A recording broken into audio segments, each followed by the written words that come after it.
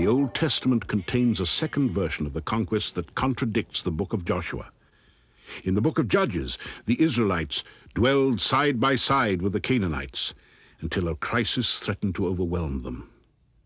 The world was turned upside down. Around 1200 BC, a crisis burst throughout the ancient Near East. Many cities collapsed. The empires collapsed. The Hittite Empire, the Egyptian Empire. After 1150 BC, the Egyptian Empire did not survive anymore.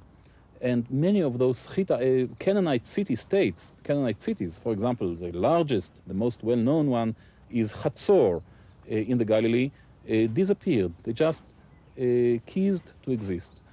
In fact, the world as they knew it ceased to exist. A golden age of trade and prosperity had linked Canaan to the empires of the Mediterranean and the Aegean. When they collapsed, the social, economic, and political fabric of the Canaanite city-states collapsed with them. Today, most archaeologists agree that against this backdrop of turmoil and unrest, small groups of shepherds and herders, now politically independent and economically self-reliant, wandered into the isolated hills of Canaan to begin a new life. Out of their experience slowly emerged a new culture and a new identity.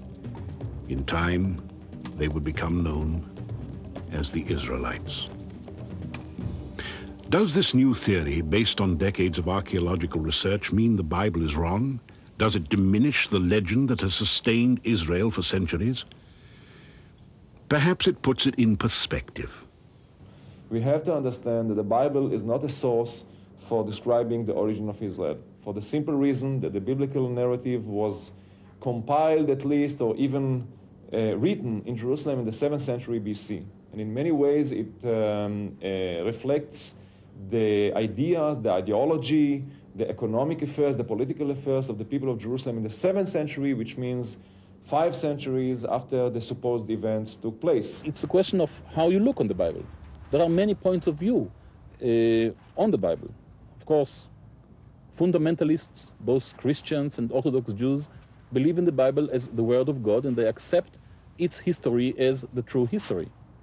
On the other hand, we have ultra-critical scholars, starting in the late 19th century and up to our own days, who claim that much of the biblical narrative is just literary fiction. Archaeology is not here to prove or disprove the Bible.